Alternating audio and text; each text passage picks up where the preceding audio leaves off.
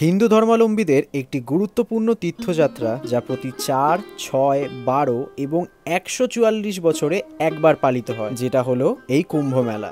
আর এটি পৃথিবীর সবথেকে বড় ধর্মীয় সমাবেশ হিসেবে পরিচিত। মেলাটি 4টে তীর্থস্থানে অনুষ্ঠিত হয়। প্রথম প্রয়াগরাজ, দ্বিতীয় হরিদ্বার, তৃতীয় নাসিক ও চতুর্থ উজ্জয়িনী। কুম্ভ মেলা নদীতে পবিত্র স্নানের মাধ্যমে পালিত হয়।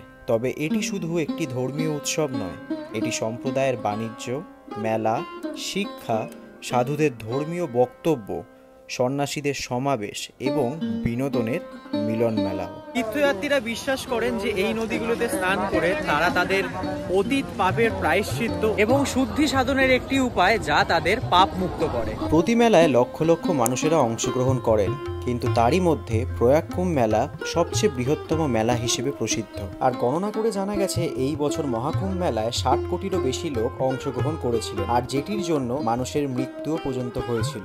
সমস্ত বিপদাপত্তি অতিক্রম করে আমরা কিভাবে প্রয়াগরাজ মেলায় গোটা দিনটা আমরা কাটিয়েছিলাম সেটাই এই ভিডিওতে তুলে ধরা রইল।